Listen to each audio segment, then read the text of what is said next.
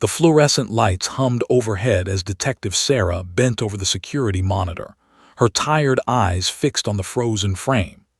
It was 3:47 p.m. on a Tuesday afternoon in late October when the story began, not with dramatic fanfare, but with the quiet devastation of a single abandoned child. The video showed a tiny girl, no more than 3 years old, sitting alone on a plastic bench at the Riverside bus station. Her feet didn't touch the ground.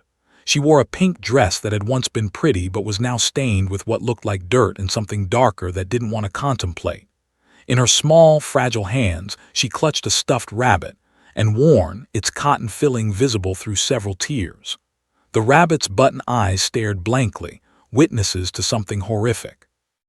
Had been a detective for 15 years, had seen things that most people couldn't imagine in their darkest nightmares. But watching this child sit motionless while hundreds of travelers rushed past her, people talking loudly on phones, dragging suitcases, engrossed in their own destinations, something inside's chest tightened painfully.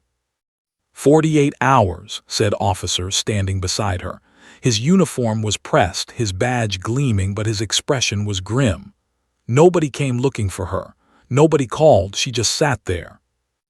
Nodded slowly, replaying the footage in her mind. The child had moved occasionally, shifting her weight, sometimes lifting the rabbit to her face as if seeking comfort from the inanimate object. At one point, she'd whispered something to herself, her tiny lips moving soundlessly to everyone except those watching the video. The audio quality was poor, but could have sworn the child was saying a name over and over, or maybe a prayer. "Where is she now?" asked, though she already knew the answer. "County Children's Hospital, room 412. She's been there since yesterday morning." Grabbed her jacket, a worn brown leather thing that had been with her through countless cases. As she stood up, she caught her reflection in the darkened monitor, dark circles under her eyes, strands of gray threading through her brown hair, the deep lines of exhaustion carved into her face. She was only 42 but felt decades older. The drive to County Children's Hospital took 20 minutes through rush-hour traffic. October rain drummed against her windshield as navigated the familiar streets. She'd been here before, too many times, too many cases involving children. Room 412 was painted a cheerful yellow that somehow made the situation worse rather than better. Stood in the doorway for a moment before entering, steeling herself for what she might see. The little girl sat cross-legged on the hospital bed, still clutching her stuffed rabbit, but now could see her properly, and the sight broke her heart into pieces. The child's hair was matted and filthy. Her skin was pale, almost translucent, as if she'd never seen sunlight. But the worst part was her eyes, large, blue eyes that held the kind of fear had only seen in victims of serious trauma.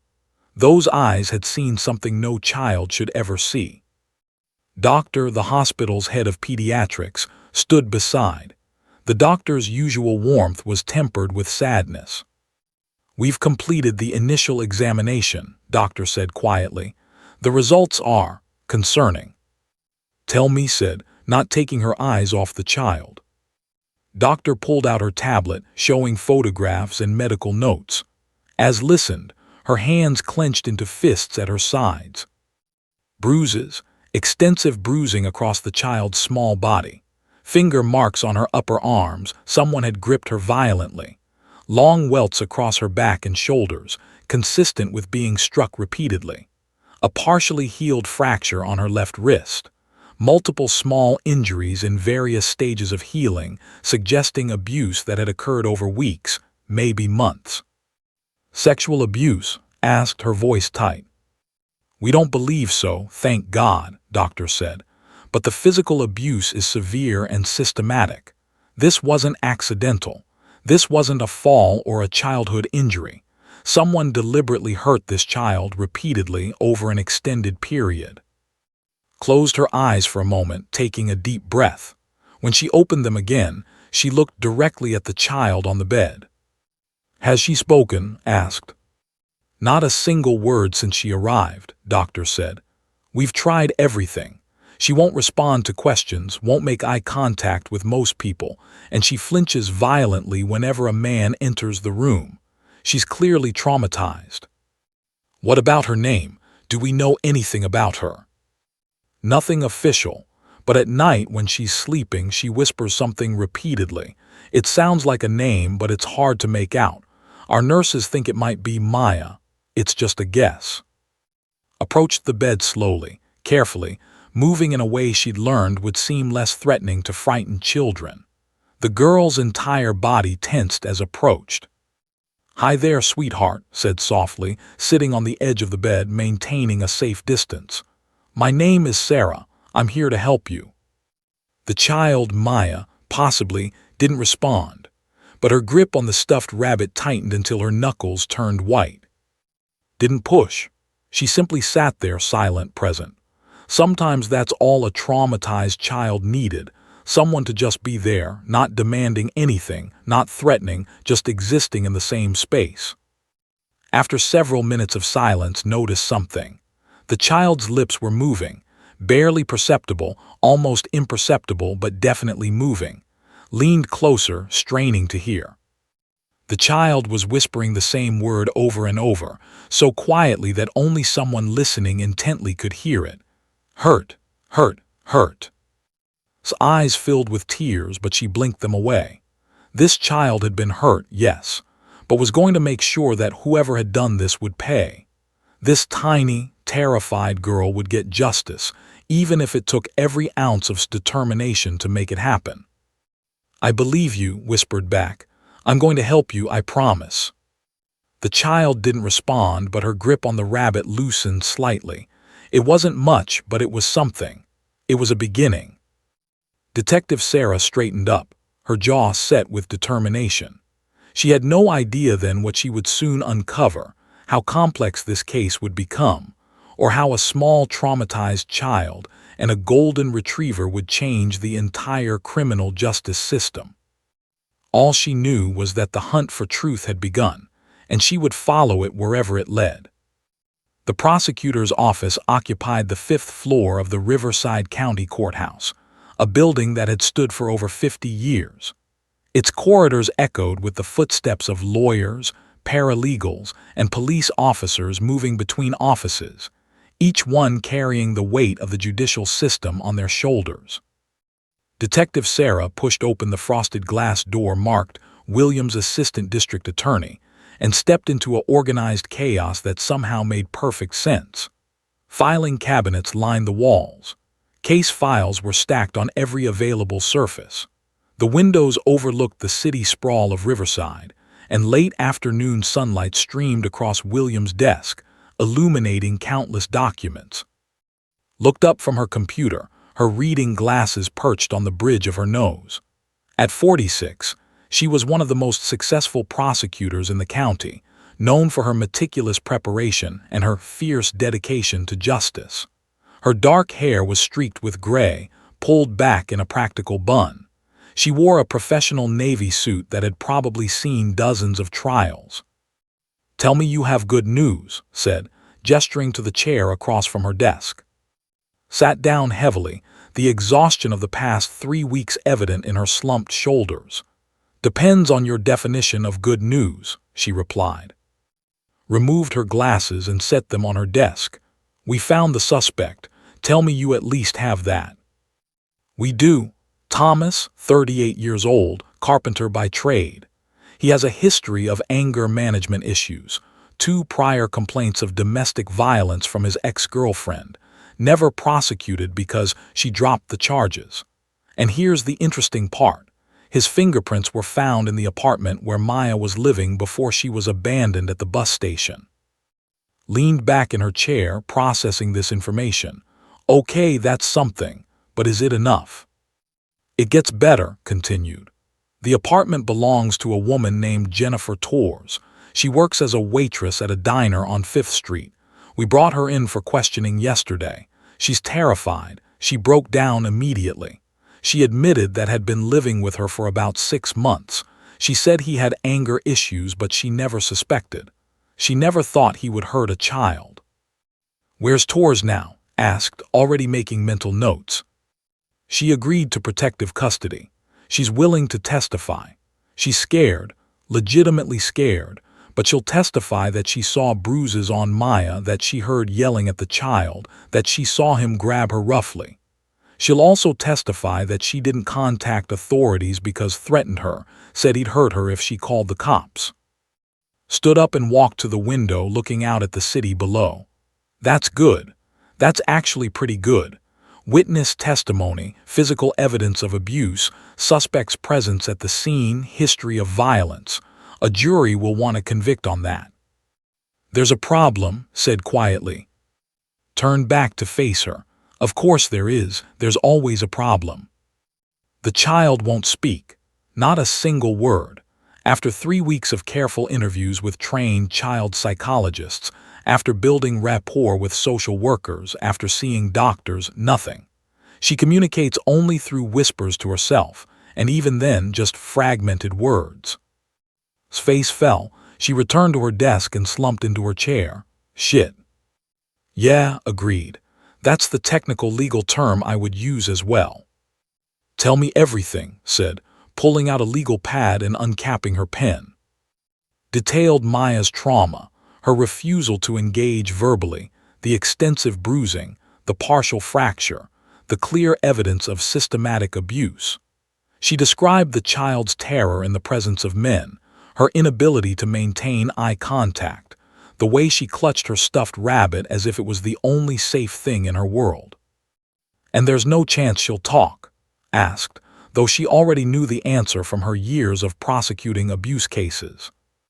The child psychologists say maybe, eventually, with significant therapy and time, possibly months, possibly years before she's capable of coherent testimony.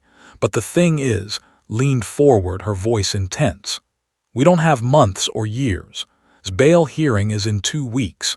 If we can't present a compelling case at that hearing, he walks free. A 38-year-old man with a history of violence who brutally assaulted a 3-year-old child, said bitterly, standing up again and packing the small office. And our star witness is so traumatized she can't tell anyone what happened to her. Which is exactly what's attorney is counting on, said. I did some digging. He's hired Martin, you know him. Groaned, oh God, no, not. Martin was a defense attorney with a reputation for being ruthless, creative, and extraordinarily successful at finding reasonable doubt in cases that seemed airtight. He'd successfully defended 3 accused murderers in the past 5 years, getting 2 acquitted and 1 charges dropped entirely. He's already filed motions questioning the validity of Maya's identification, claiming that a traumatized 3-year-old can't possibly be a reliable witness, continued. He's going to argue that the forensic evidence is inconclusive, that fingerprints prove nothing about what actually happened in that apartment, that Torres is a jilted girlfriend with an axe to grind. Threw her pen down on the desk. He's going to destroy us in court. Unless we have the child's testimony, said. A victim identifying her abuser, describing what happened. That would be nearly impossible for him to counter, no matter how good he is. Walked to the filing cabinet and pulled out a folder marked Maya Confidential. Inside were medical photographs, interview transcripts, the preliminary police report. She spread them across her desk, studying them with the intensity of someone who had done this hundreds of times before. What about expert witnesses? Asked after several minutes of silence. Child psychologists testifying about Maya's condition, explaining the nature of her trauma. They'll help, said, but it won't be the same as the child herself testifying. A jury responds to victims. They respond to a real person telling their story, even if it's broken and fragmented. An expert telling them about trauma is clinical. It's abstract. But a 3-year-old girl saying he hit me or he hurt me, that's powerful. That's human. That's justice. Looked out the window again, her expression troubled. So what you're telling me is that we have a perpetrator, we have physical evidence, we have a witness. But our primary witness is so damaged that she can't communicate what happened to her. That's exactly what I'm telling you, said. Turned back to, and her eyes were determined despite the frustration evident in every line of her face. Then we need a miracle, Sarah, because right now that monster might actually walk free, and we both know what happens when someone like Thomas walks free. He hurts someone else. The two women sat in silence for a moment, the weight of the injustice settling over them like a heavy blanket. Outside, the sun was setting, casting long shadows across the city. Somewhere out there, Thomas was likely in custody, awaiting trial, confident in his attorney's ability to dismantle the prosecution's case. And somewhere in a hospital room painted an optimistic yellow, a traumatized child lay clutching a stuffed rabbit, her tiny lips forming words that no one could hear or understand. "I'm not giving up," said finally, her voice quiet but resolute. "I don't care how long it takes or what we have to do. I will find a way to make that child's voice heard." Nodded slowly. "Then let's figure this out together, because if we don't, justice dies in this case, and we both know how much that child needs this to go right." Detective Sarah sat across from Officer James in the break room of the K-9 unit facility. Outside the glass windows, she could see the training grounds, a large fenced area with various obstacles, platforms, and equipment designed specifically for police dog training. The smell of dogs, hay, and antiseptic hung in the air. Officer was a lean man in his mid-40s, with kind eyes and the calm demeanor of someone who had spent most of his career communicating with animals rather than people. He had 15 years on the force and an impeccable record. His uniform bore the insignia of the K-9 unit, and his nameplate read simply, with a gold stripe indicating his senior officer status. "Tell me about Hudson," began, setting down her coffee cup on the worn Formica table. Smiled a genuine, warm smile that reached his eyes. "Hudson is special. Most police dogs are trained for apprehension, detection, search, and rescue.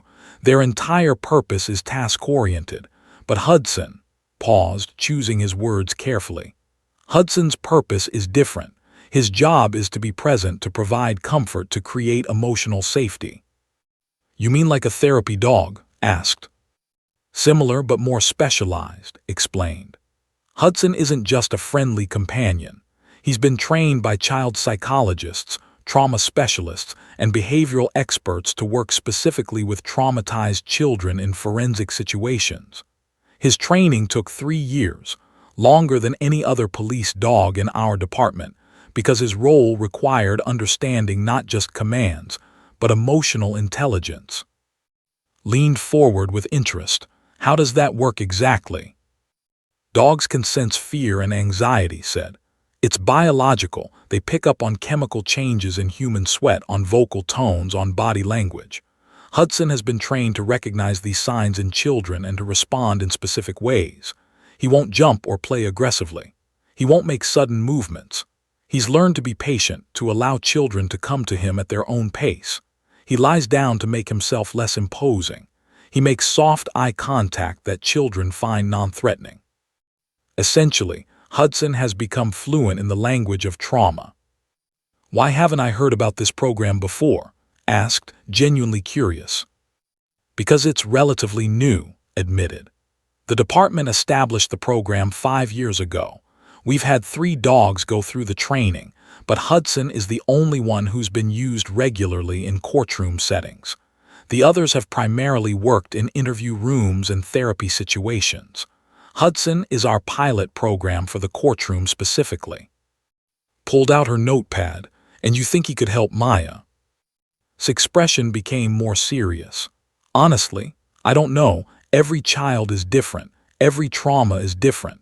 What I can tell you is that Hudson has a track record of success with severely traumatized children who have shut down emotionally. But I won't lie to you, there's no guarantee. Trauma doesn't follow a playbook." "When can we try?" asked. "I can bring him to the advocacy center tomorrow," said. "But I want to be clear about something. We need to set this up carefully. Maya has had negative interactions with authority figures, and while Hudson isn't a traditional authority figure, introducing him suddenly could do more harm than good. We need to let her see him first, let her decide on her own terms whether she wants to interact with him. The next afternoon, Detective waited in the colorful playroom of the Riverside County Child Advocacy Center. The room was designed to be non-threatening, bright walls painted with cheerful animals, child-sized furniture, shelves filled with toys and books. Sunlight streamed through large windows, and soft instrumental music played quietly in the background. Maya sat in the corner, as she always did, clutching her stuffed rabbit. She wore a fresh pink dress provided by the Advocacy Center, but her hair was still somewhat matted, and her eyes still held that profound fear that broke's heart every time she saw it. Officer entered the room first, alone. He walked slowly, deliberately, making his movements as non-threatening as possible. In his calm, steady voice, he said, "Hi, my name is Officer. I brought a friend with me today. His name is Hudson. I think you might like to meet him, but there's no pressure. You can take as much time as you need." Maya's entire body went rigid. Her fingers gripped the stuffed rabbit so tightly her knuckles turned white. Officer sat down on the floor, not near Maya, but at a reasonable distance. He was modeling non-threatening behavior, showing that this space was safe. He pulled out a small container of dog treats from his pocket and set them beside him. "Hudson loves treats," he said softly. "He's very gentle, he's never mean to anyone." For 5 agonizing minutes, nothing happened. Maya stared at Officer with enormous frightened eyes. Then Officer reached toward the door and made a small gesture. After a moment, a golden retriever entered the room. Hudson was a beautiful dog, approximately 70 pounds of golden fur, with warm brown eyes and a calm, dignified bearing. But what made him truly special was his movement. He didn't bounce or play. He didn't rush toward people. Instead, he walked slowly, deliberately, with the measured pace of someone who understood the weight of their purpose. As soon as Hudson entered the room, Maya made a small, whimpering sound. Her body tensed even further, if that was possible. Officer didn't move. He simply continued to sit quietly, occasionally offering Hudson a treat. Hudson accepted each treat gently, his movements slow and controlled. "It's okay," whispered from the observation area, where she watched through a one-way glass. The caseworker beside her squeezed her arm knowingly. For nearly 10 minutes, Hudson simply lay down on the floor about 8 feet away from Maya. He didn't approach her. He didn't demand attention. He simply existed in the same space, occasionally glancing at her with soft eyes. Then something remarkable happened. Maya's tight grip on the rabbit loosened slightly. Her breathing, which had been rapid and shallow, slowed a bit. She leaned forward ever so slightly, watching Hudson with the intense focus of a child trying to understand something that confuses and frightens her simultaneously. Officer slowly moved the container of treats closer to Hudson, but didn't reach for them. Instead, he simply sat quietly. And then, incredibly, Maya whispered a single word: "Soft."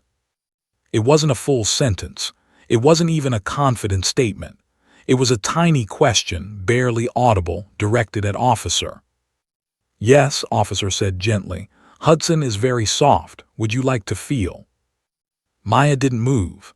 Officer waited, understanding that pushing would only terrify her further. After another long minute, Maya made a decision that would change everything. She set down her stuffed rabbit, actually set it down, not just loosening her grip, and moved forward on her hands and knees across the playroom floor. Her movement was slow, cautious, the way a small animal approaches something it's afraid of but curious about. Hudson didn't move. He simply lay there, patient and calm, allowing the traumatized child to approach him on her own terms. When Maya was close enough, she reached out one tiny hand and touched Hudson's golden fur. Her fingers trembled as she made contact with the dog's back. "Soft," she whispered again, but this time it was a statement of discovery rather than a question. Hudson's tail wagged once slowly, deliberately, a gesture of affection that was gentle enough not to frighten her further. Through the one-way glass, Detective felt tears streaming down her face. Officer caught her eye and gave her a subtle nod. Something had shifted. Some barrier had been breached. It was only the beginning, but it was a beginning nonetheless. 2 weeks had passed since Hudson's first visit to the Advocacy Center. Detective watched from the observation room as the latest session unfolded before her eyes. She had become something of a fixture in this small glassed-in space, watching the monitors with the intensity of a parent observing their child in the most important moment of their life. The playroom had transformed into a regular sanctuary for Maya and Hudson. The child no longer flinched when Officer arrived with the dog. In fact, she had begun to anticipate his visits, sometimes rushing to the window when she heard the K-9 unit van pull into the parking lot. Today, Maya wore a yellow dress, and her hair had been washed and brushed by one of the Advocacy Center's staff members. She looked healthier than when had first seen her at the bus station, though the fear still lingered in her eyes, a shadow that trauma had cast over her childhood. Hudson lay on his side on the soft mat, and Maya sat beside him, her small hand running through his golden fur in gentle, repetitive strokes. The two of them existed in a bubble of calm that seemed to exclude the rest of the world. Beside Maya sat Maria Santos, a child advocate specialist who had been working with Maya for 3 weeks. Maria had a gentle voice and infinite patience. She had trained for 5 years specifically to work with traumatized children, and she understood that rushing any part of this process would be counterproductive. "You really love Hudson, don't you?" Maria said softly, not asking a question so much as making an observation. Maya nodded, continuing to stroke the dog's fur. The repetitive motion seemed to calm her, grounding her in the present moment rather than allowing her mind to drift into the painful past. "Hudson makes you feel safe," Maria continued. Again, Maya nodded. But this time, something shifted. Her hand stilled on Hudson's fur, and her small face scrunched up in concentration, as if she was struggling to articulate something that lived somewhere deep inside her. "Safe," Maya whispered. Hudson safe." It was a complete thought, fragmented but understandable. Maria's heart quickened. She'd been waiting for Maya to make these kinds of connections. "What about other people, sweetheart?" Maria asked carefully, maintaining her gentle tone. "Do other people make you feel safe?" Maya's entire body went rigid. Her hand clenched in Hudson's fur, and the dog made a soft, sympathetic sound. That same knowing whimper had read about in Hudson's training file. Hudson lifted his head and shifted his position, moving closer to Maya without being asked. It was as if the dog understood that the child needed his presence even more now. "No," Maya said, so quietly that Maria had to lean in to hear her. "Bad, man, bad." Through the one-way glass felt her breath catch. This was it. This was the moment they'd been waiting for. Maria maintained her composure, though could see from the slight tremor in the advocate's handwriting, as she made notes, that she understood the significance of what was happening. "There's a bad man?" Maria asked, not pushing but gently exploring. Maya nodded, her eyes fixed on Hudson's brown fur. She couldn't meet Maria's eyes, it was too much, but she could talk to the dog. Hudson was her translator, her bridge between the traumatized silence and the truth. He yelled," Maya said, her words coming in short bursts. "He yelled loud, scary yell." "The man yelled at you," Maria confirmed, using language Maya could understand. "Yes," Maya whispered. "Yell, and—" She stopped, her jaw clenching as if the next words were physically difficult to say. "And what, sweetheart?" Maria asked, patient as always. "And hit," Maya said finally, the words tumbling out in a rush. He hit my arm." She lifted her small arm, showing where the bruises had long since faded but the memory remained. "He hit my back. It hurt so much." Through the observation glass, Detective gripped the edge of the counter until her knuckles turned white. Tears streamed down her face. This was Maya's voice, tentative, fragmented, but undeniably her voice, speaking her truth for the first time. Maria continued gently. "I'm so sorry he hurt you. That was very wrong of him. Do you know the man's name?" Maya's face contorted, and for a moment thought she might shut down completely. But Hudson pressed his head against the child's leg, and something in that simple gesture gave Maya courage. "Daddy," Maya said, but her tone made it clear she didn't mean it with love or affection. She said "daddy" the way someone might say monster or evil. "He said he was your daddy?" Maria asked. He lived with Mommy," Maya explained, her words still coming in fragments but becoming slightly more coherent. "He live in apartment. He always angry, always yelling. He say I bad. He say I too loud. He say I stupid." Maria made careful notes, documenting everything. Later, these notes would be transcribed and entered into evidence. These words, Maya's words, would become the foundation of the case against Thomas. "You're not stupid, sweetheart," Maria said softly. "You're very brave to tell me this. Hudson is very proud of you too, I think." As if on cue, Hudson lifted his head and gently licked Maya's cheek. The child didn't pull away. Instead, she wrapped her small arms around Hudson's neck and buried her face in his fur. "Hudson good," she whispered into his golden coat. "Hudson make safe. Hudson make me brave."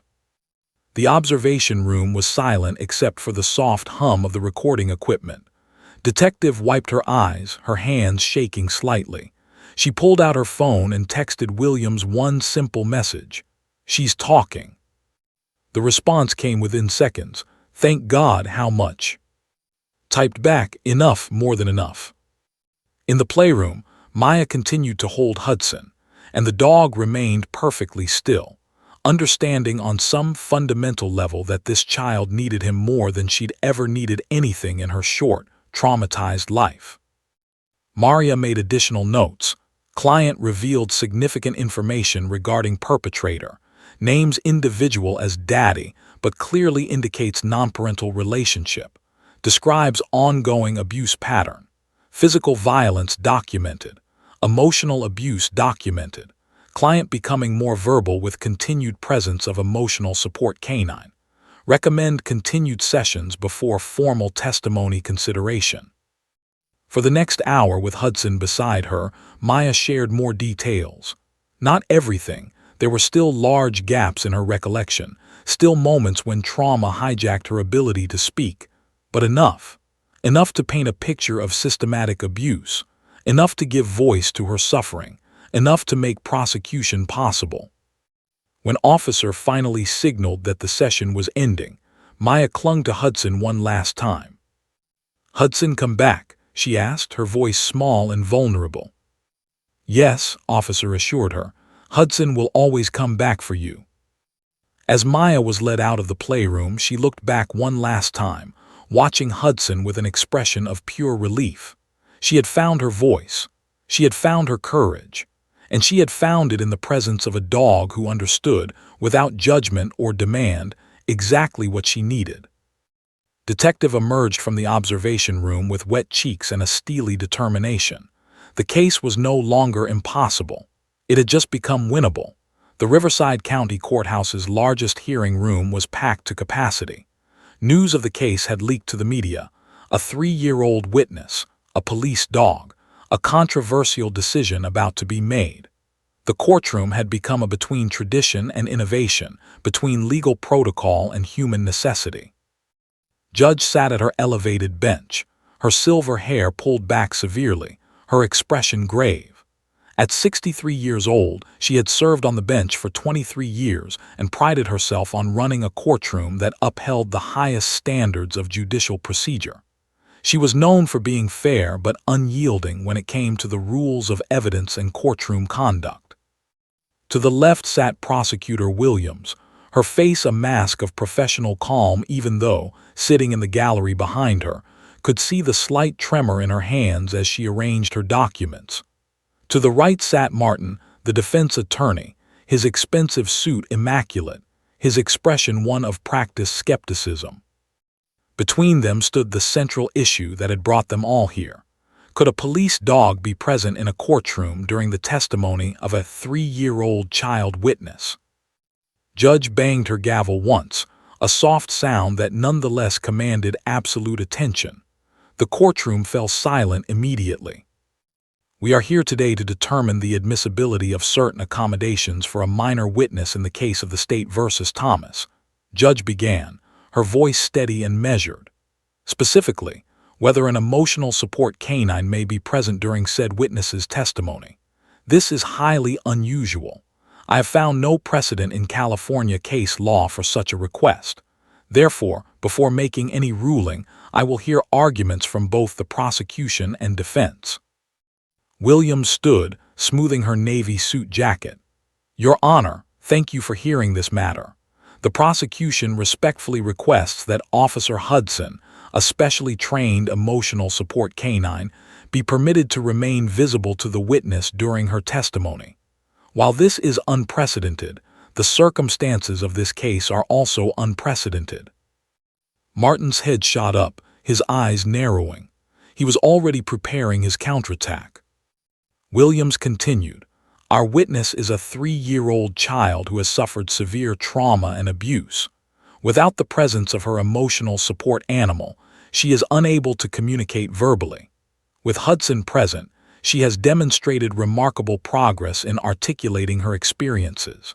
To deny her this accommodation would be to effectively silence a victim who finally has found her voice. Objection to the characterization, interjected, though technically he couldn't object during opening arguments. Judge simply looked at him, and he settled back into his seat, his jaw clenched. Your Honor, Williams pressed on, the rules of evidence allow for reasonable accommodations to facilitate truthful testimony. This is not about manipulation or prejudice. This is about creating an environment where a traumatized child can communicate what happened to her. The dog will not be touching the witness, will not be creating a distraction. He will simply be visible to the child. Thank you, Ms. Williams, Judge said.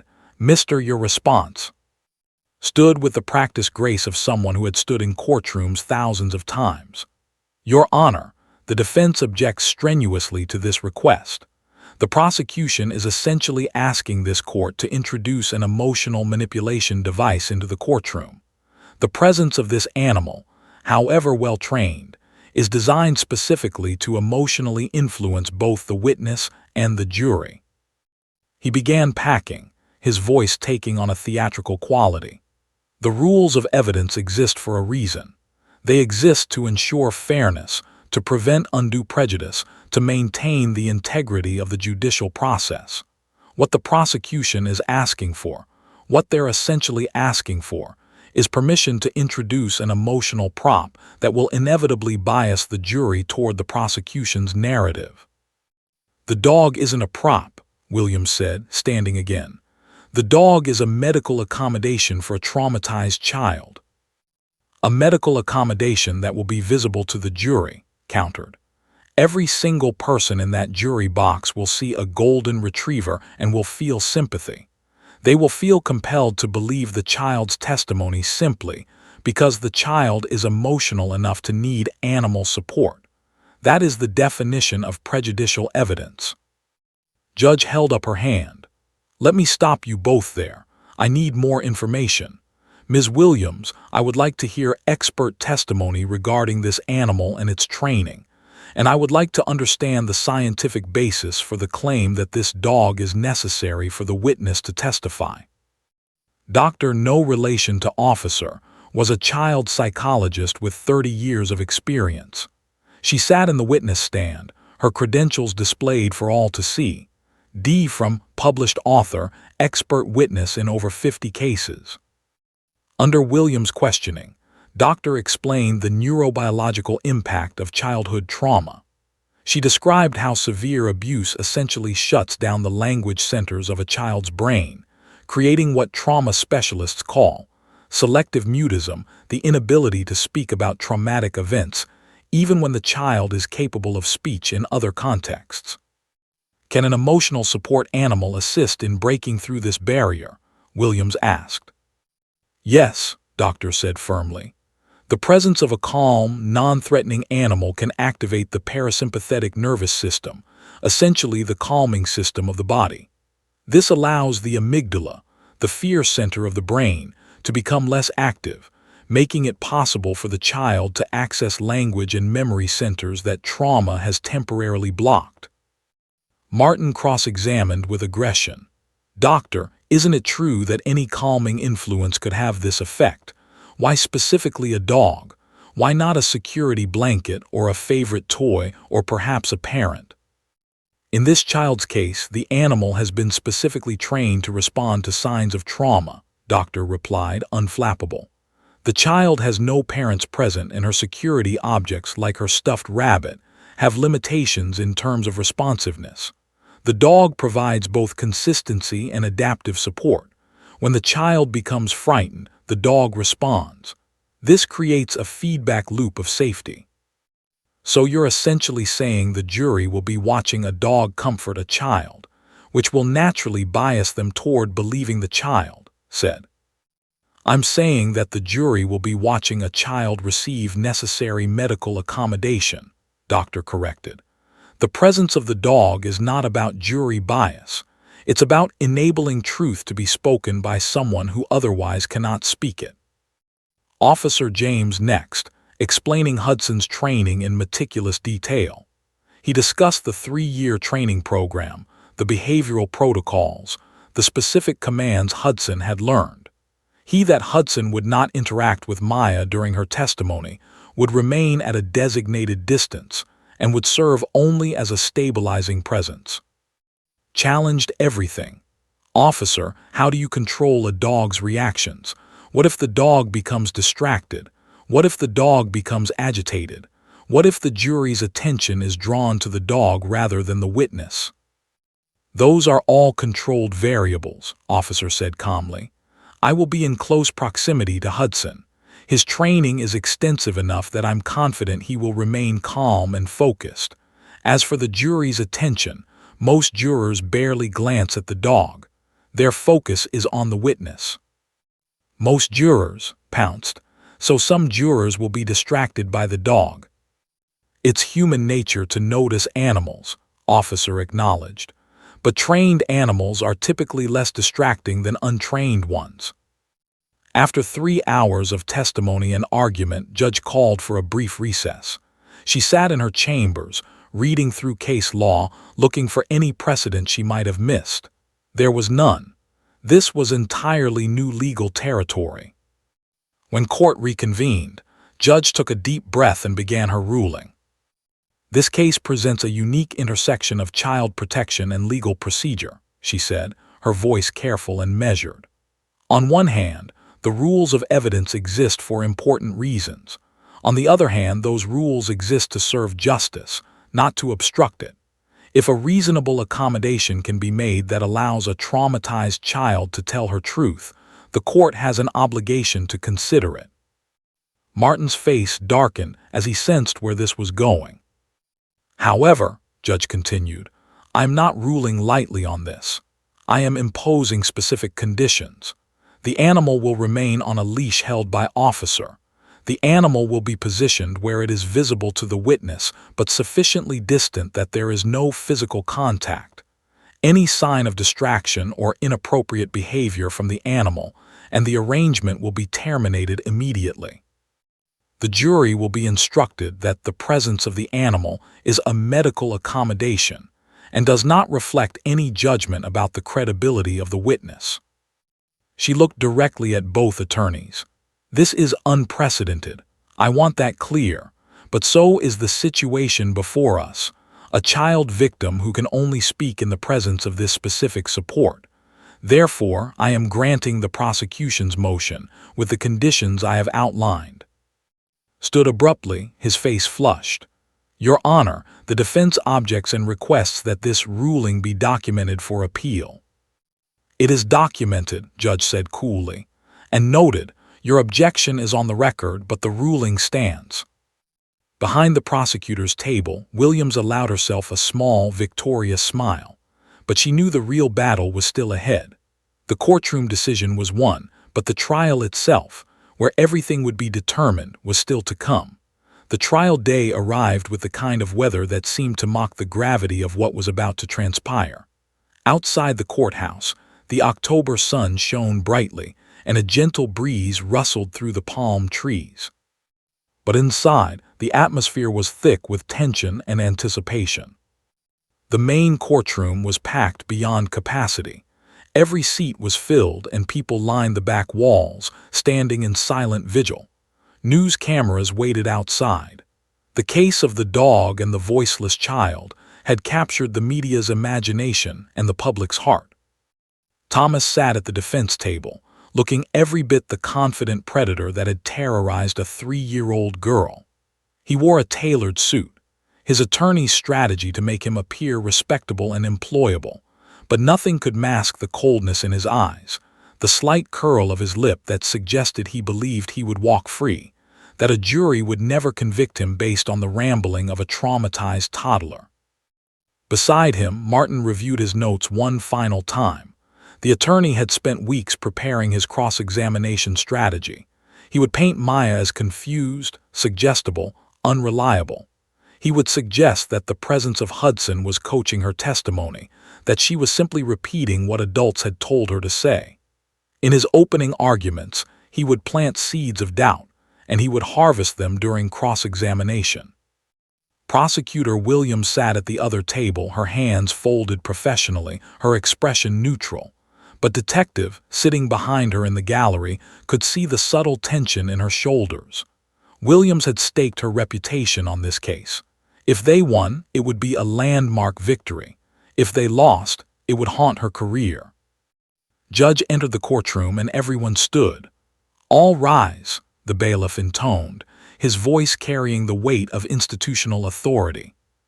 When everyone was seated, Judge addressed the courtroom. "We are here today to hear testimony from the minor witness in the case of the State versus Thomas. I want to remind everyone in this courtroom that we have made specific accommodations to facilitate this child's testimony. I expect complete decorum. Anyone who disrupts these proceedings will be removed immediately and held in contempt of court. Is that understood?" Everyone nodded. The judge then turned to the bailiff. "Please call the witness." The back door of the courtroom opened, and Detective Sarah emerged, holding Maya's small hand. The 3-year-old girl wore a pale pink dress that the Advocacy Center had purchased specifically for today. Her hair had been carefully brushed and styled.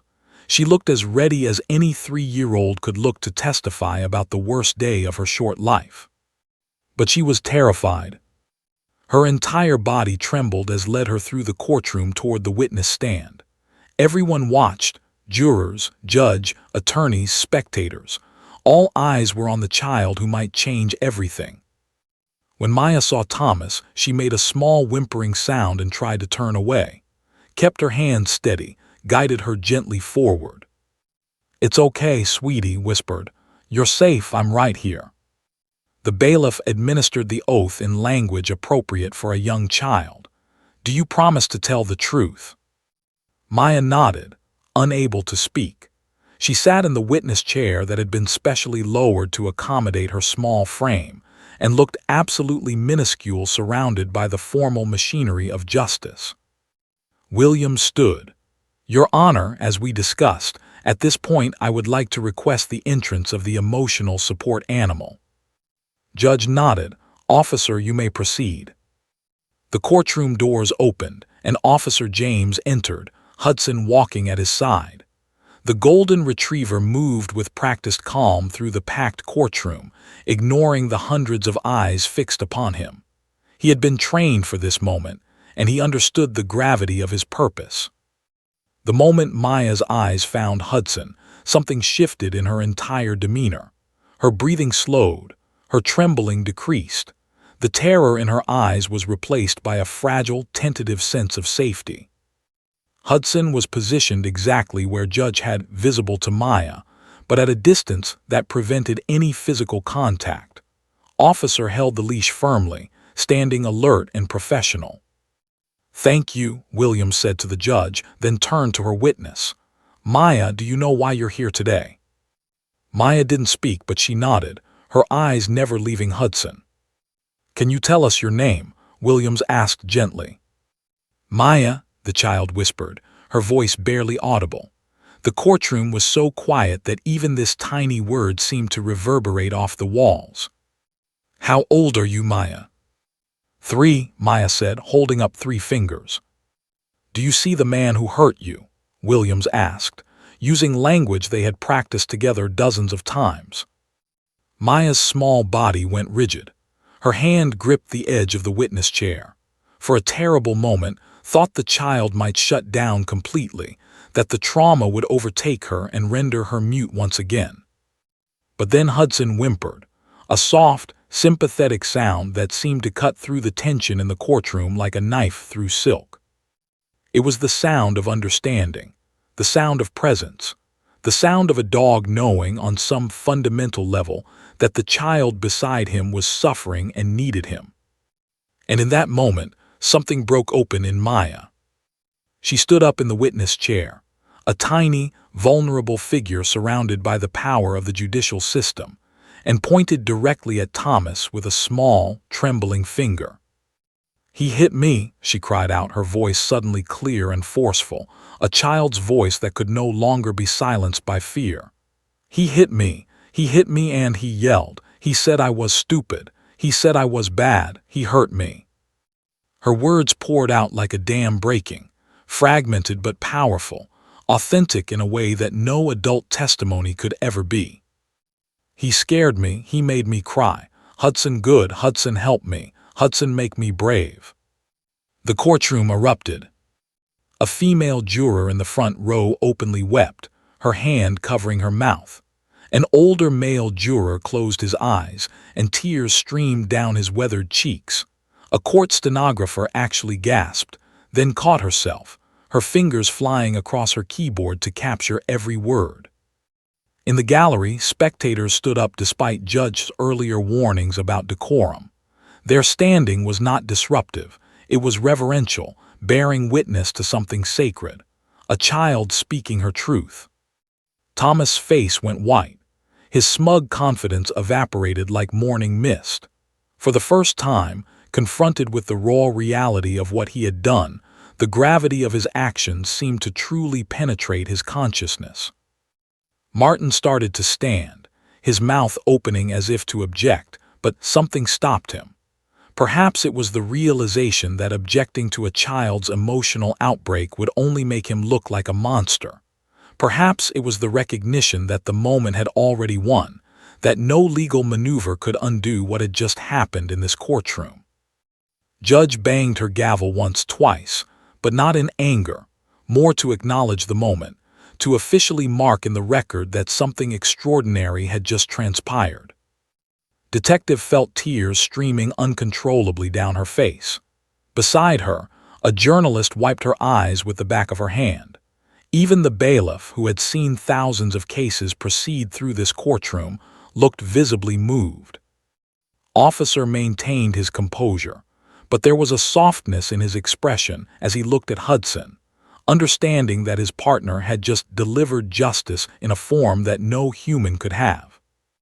Maya remained standing for a moment longer, pointing at her abuser, breathing hard, her small body shaking with the effort of finally being heard. Then she sat down heavily in the witness chair, exhausted by the effort of her truth-telling. Hudson's tail wagged slowly, deliberately, a gesture of profound affirmation. The courtroom was silent except for the sound of controlled weeping and the scratch of the court stenographer's keyboard, immortalizing this moment in the official record. Justice, realized, sometimes sounded like a 3-year-old child saying, "You hurt me," and sometimes it required a golden retriever and unwavering belief that even the most traumatized voice deserved to be heard. After Maya's testimony concluded, the remaining evidence seemed almost superfluous. The medical photographs documenting her injuries, the testimony from doctor about the nature of her wounds and the timeline of abuse, the statement from Jennifer Torres, the apartment tenant, describing the violence she had witnessed, the forensic evidence, the fingerprints, the circumstantial details that had initially seemed insufficient but now formed a complete and damning picture. Martin's cross-examination of Maya was notably brief. He asked a few questions about her memory, her understanding of truth versus lies, but his heart wasn't in it. He had recognized in that moment when Maya stood up and that his client was guilty. No legal maneuvering could change what the jury had already decided in their hearts. The closing arguments took place the following day. Williams stood before the jury, her voice carrying both strength and compassion. "You heard from a child today who had been silenced by trauma, by fear, by the violence of a man she was supposed to trust. She told you the truth, even though speaking that truth required courage beyond what most of us can imagine. Thomas robbed this child of her voice, of her safety, of her childhood. But yesterday, with the support of those who believed in her, she took her voice back. She pointed directly at, and she pointed to him, the man who hurt her, and said, 'You hurt me.' That is the truth. That is what justice demands we acknowledge and act upon." Martin's closing argument was technically competent but emotionally hollow. He tried to sow doubt about the reliability of a child's testimony, about the suggestibility of trauma victims, about the prejudicial influence of the dog. But the jury wasn't listening. They had looked into Maya's eyes. They had heard her voice. They had seen Hudson's affirming presence. All the legal arguments in the world couldn't erase what they had witnessed. Judge gave her instructions to the jury, carefully explaining the legal standards for guilt, the burden of proof beyond a reasonable doubt, the specific charges they were evaluating. The jury was dismissed to the deliberation room at 2:47 p.m. on a Thursday afternoon. The waiting was excruciating. Detectives sat in the hallway outside the courtroom with Williams, officer, and several other investigators who had worked the case. They didn't talk much. There was nothing left to say. Everything had been said in that courtroom. Now they simply waited. At 4:15 p.m., a bailiff emerged from the jury room. "The jury has reached a verdict," he announced. The courtroom filled again quickly. Word spread through the courthouse that the jury was back, and people rushed in, understanding that something significant was about to be decided. The media representatives took their positions in the gallery, cameras ready. Maya was not present for the verdict. The Advocacy Center had made the decision that the child had enough, had been traumatized enough, and didn't need to be present for the final legal pronouncements. But Detective knew that the child was somewhere in this building, waiting, perhaps understanding on some level that the next few minutes would determine the trajectory of her life. Thomas was brought into the courtroom from the holding area. His attorney sat beside him, his expression grim. His initial confidence had transformed into barely concealed anxiety. He tugged at his suit jacket and wouldn't meet anyone's eyes. Judge entered, and everyone stood. The courtroom was silent except for the sound of cameras and the shuffling of feet. "The jury has reached a verdict," Judge announced. "Will the foreperson please stand and read the verdict?" The foreperson, an older woman with kind eyes who had been visibly moved by Maya's testimony, stood slowly. She held a card that bore the jury's decision. "On the charge of child abuse causing severe bodily injury, we the jury find the defendant Thomas." She paused, and in that pause the entire courtroom seemed to hold its breath. "Guilty." A sound escaped the courtroom, a collective exhale of relief and affirmation. Spectators squeezed each other's hands. Williams closed her eyes briefly, a moment of profound gratitude passing over her face. "On the charge of child endangerment, we the jury find the defendant Thomas guilty." Again, the reaction rippled through the courtroom.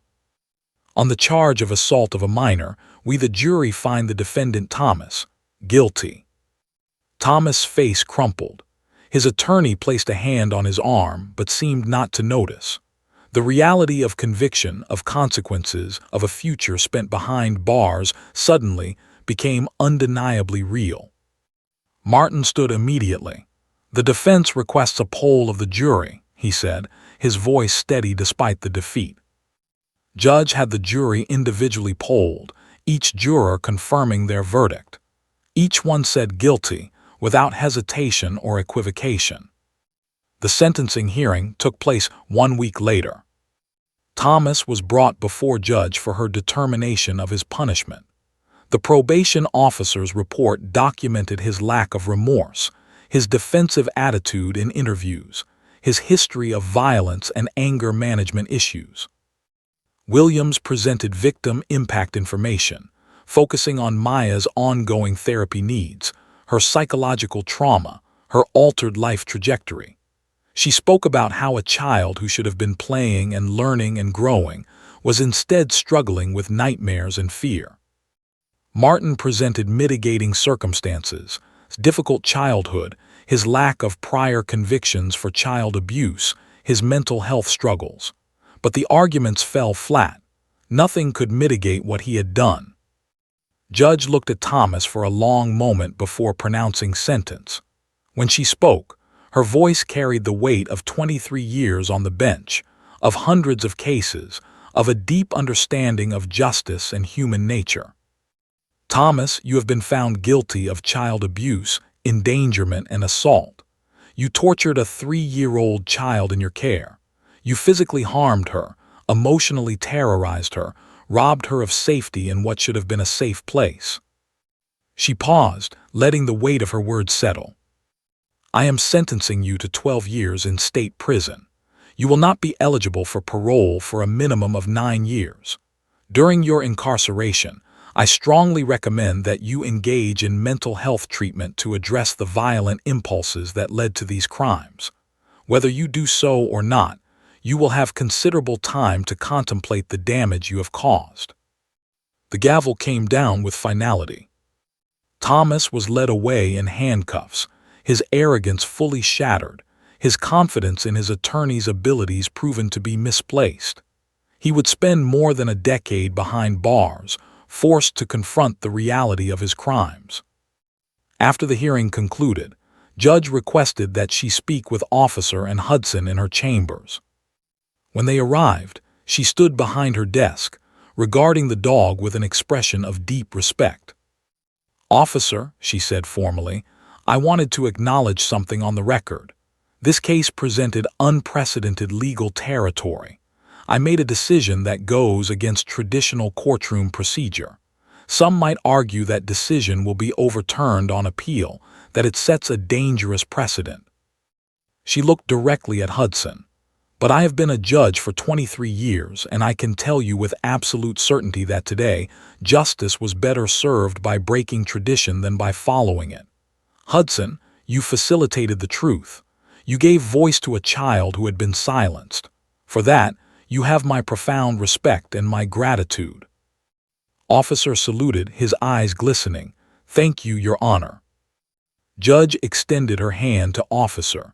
And thank you for believing that this was possible, for training Hudson for this purpose, for understanding that justice sometimes requires compassion alongside law. Outside the courthouse, Detective found Officer and Hudson on the courthouse steps.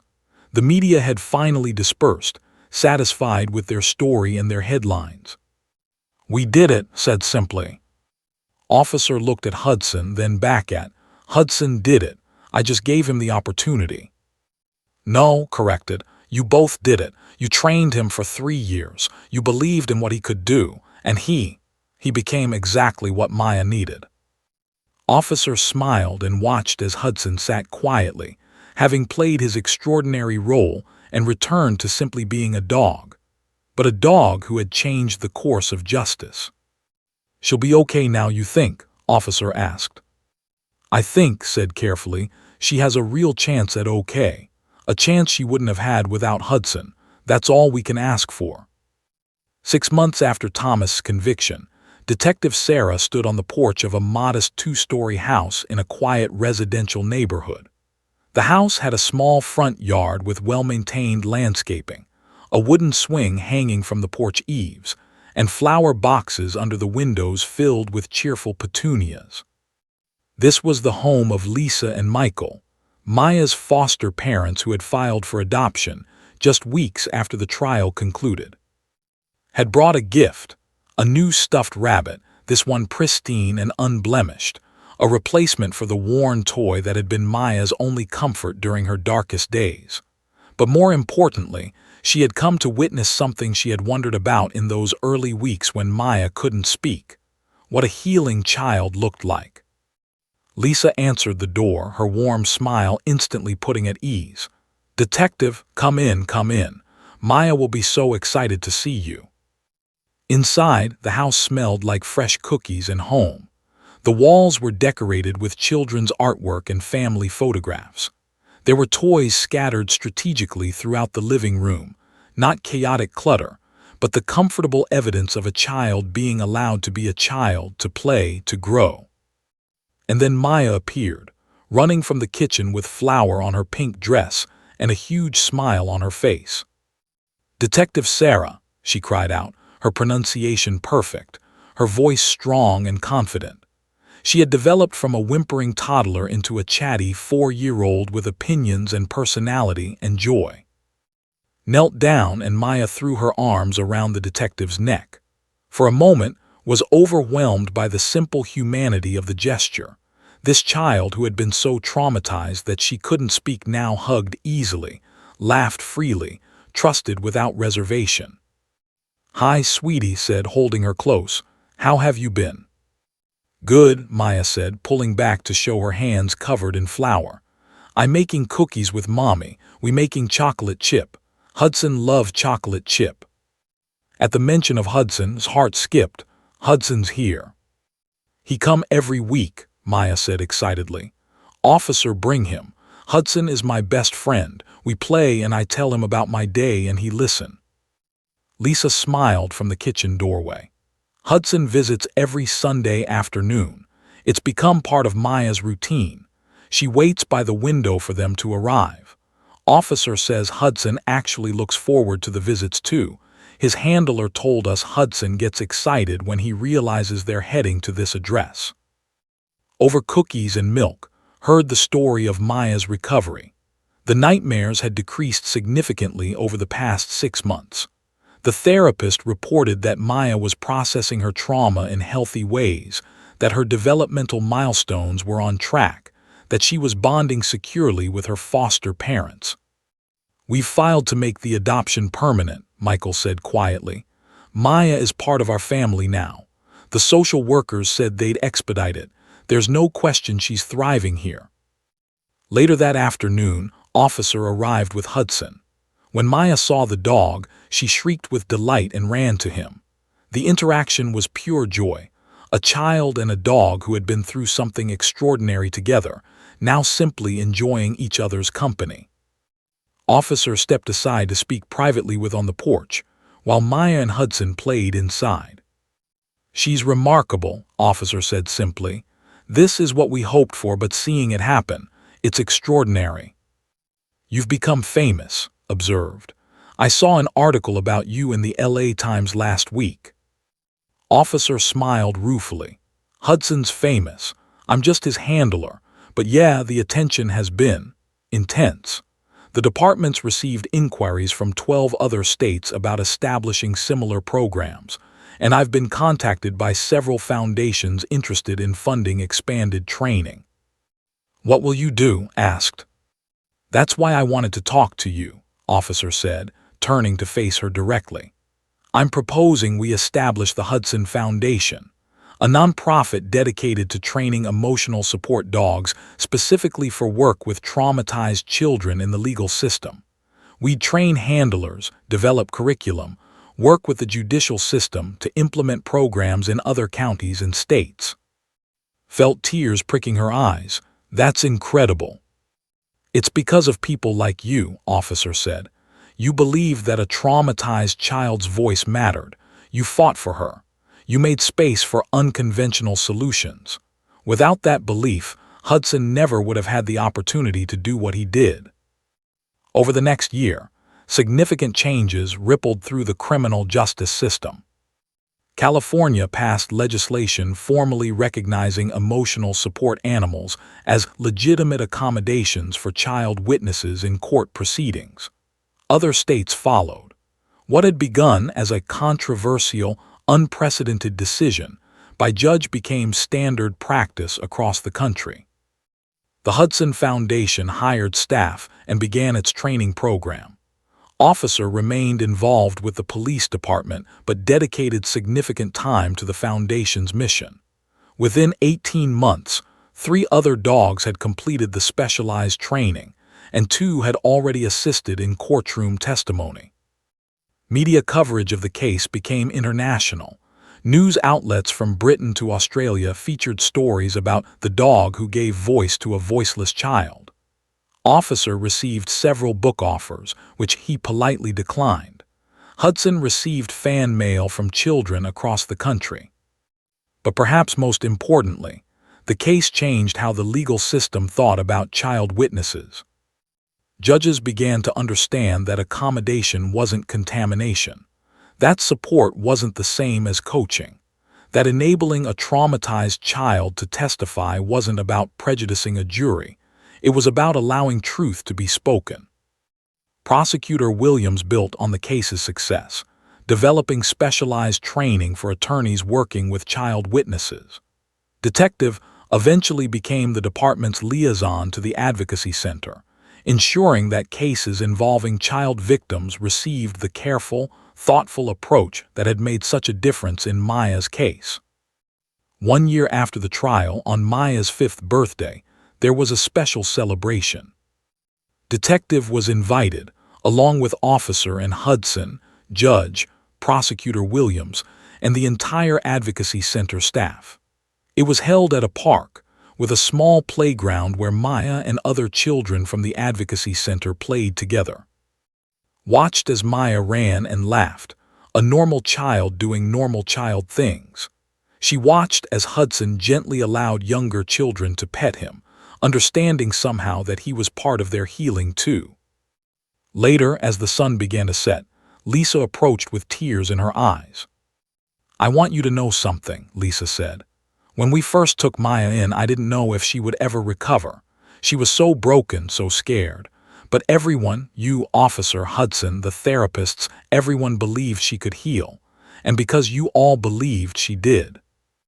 Embraced Lisa, understanding the profound gift of witnessing a child's resurrection. 2 years after the trial, Detective Sarah sat in her home office, reviewing the case file one last time before filing it away. The photographs, the medical records, the transcripts of testimony, all of it documented a journey from silence to voice, from trauma to healing, from injustice to accountability. She thought about Maya, now thriving in school, secure in her adoptive family, growing into the remarkable person she was meant to be. She thought about Officer and Hudson, whose work had fundamentally changed the legal system's approach to child witnesses. She thought about Judge, who had been willing to break tradition in service of justice. She thought about Thomas, now serving his 12-year sentence, forced to contemplate the damage he had caused. And she thought about the simple truth that had emerged from this case. Sometimes justice requires us to believe in the voiceless. Sometimes it requires us to be willing to try unconventional solutions. Sometimes it requires a 3-year-old child, a golden retriever, and the collective belief that even the most traumatized among us deserves to be heard. That was the real miracle of the case, not that a dog in court, not that a child spoke truth to power, but that adults, police officers, prosecutors, judges, social workers, chose to believe in the impossible, to fight for the vulnerable, to innovate in service of justice. And in doing so, they had given a broken child her voice back. They had given her a future. They had given her hope. And that, Detective reflected, was everything.